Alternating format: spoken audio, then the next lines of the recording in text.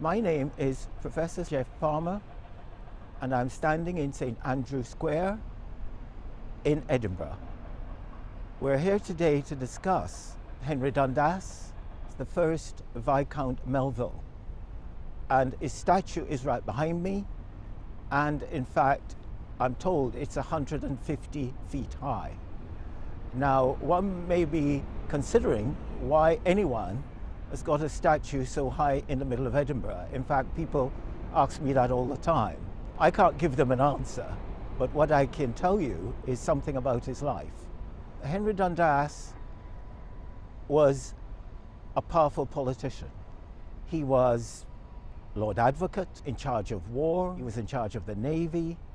He was in charge of the Board of Control. He, in fact, was Keeper of the Signet. He was Governor of the Bank of Scotland. That's how powerful he was. However, although known for these roles, one of his other great acts for which he is remembered is that he was very interested in slavery. And his interest in slavery was that he regarded it as important for the stability and the economic benefits of Great Britain. He defended that position by stopping William Wilberforce from abolishing the slave trade for 15 years. He did it in the House of Commons, and he did it by negating the value of abolition. And he did it by putting into the act one powerful word, and that powerful word was that slavery should be gradually abolished.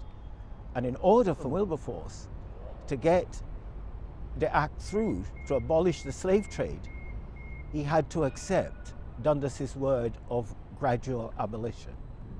The debate at the present time has surfaced about this statue behind me for two reasons. One, it's the Charlottesville protest. Also, there is a plaque to Henry Dundas, and the plaque doesn't really give justice to the life that he led and the act that he carried out. If we do not have a description of what people like Henry Dundas did, what you will have is the present Viscount Melville actually stated that his ancestor was actually an abolitionist. When I saw that, I was not only disturbed by it, I was annoyed by it, because it's just nonsense. In fact, it's insulting. It's insulting to abolitionists like Wilberforce, and it's also insulting to history, because this is a man who actually stopped the abolition of the slave trade for 15 years.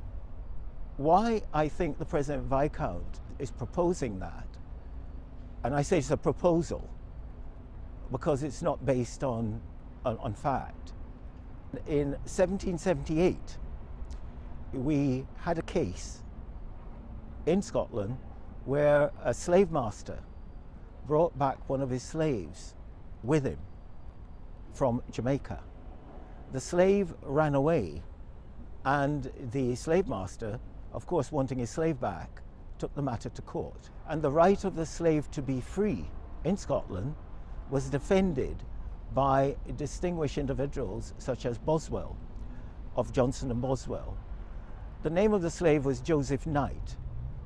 What the Scottish courts ruled was that the slave should be free in Scotland.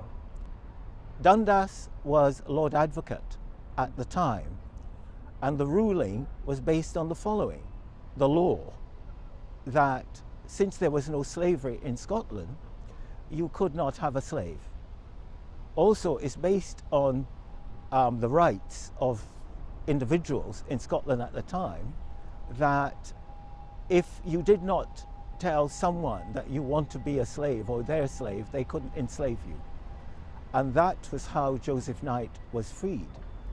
Now, there's a precedent to this case in England, and that was in 1772, where Lord Mansfield freed the slave Somerset, and he freed him on the same basis. So all Henry Dundas and the Scottish judges were doing was to confirm a judgment which had previously occurred in England. Now, I cannot see how that makes Henry Dundas, the first Lord Melville, an abolitionist. One important aspect of this history is that those two ex-slaves were freed in Scotland and England, but if they were in Jamaica and if their masters had taken them back to Jamaica, they would officially be slaves. Now, when one considers the impact of that, the impact of that is still with us, because it is the essence of the argument at Charlottesville. It is the essence of the argument of rights in London or in Africa and in other parts of the world, because from that slavery has come a lot of the negative images that we have of people who were slaves against their will. And somehow we do need to speak honestly about this history, because if we do that, I think it would give the descendants of slaves a better sense of belonging. A sense of belonging which says this is part of their history, but it's not an inglorious part of their history. It is a part of their history which, in fact, they want other people to acknowledge. And to also recognize that during the slavery, the slaves rebelled, they protested, and they weren't passive. The fact is they're up against greater forces, and that was the best they can do. Now, when I look at the plaque, it says at the end he was impeached. He was indeed impeached. He was impeached because here was a man who was Treasurer of the Navy. He was in charge of war, and the Navy was the most important institution at the time. Dundas had transferred money from the Navy to his own account. Samuel Whitbread took out impeachment proceedings against him, and in fact, Dundas, chose to be tried by his peers in the House of Lords. And of course, they acquitted him. However, in 1806, the impeachment process and the scandal that related to it caused Dundas to resign. So technically, he's the last person to be impeached in the House of Commons. Now, it says he was impeached, but it didn't say why. And I think somehow the public should be aware, because they've asked. And again, that's the nature of the man. In 1793, Robert Burns wrote Scots Wha Hae, and he was aware that he had to do various things to avoid the wrath of Henry Dundas. So somehow this man has not only affected the lives and the freedom of slaves, but he also affected the lives of people in Scotland. If you ask me to summarize that, I would say he had one powerful hand that took from the poor and gave to the rich, and he had another powerful hand that took from slaves and gave it to slavers.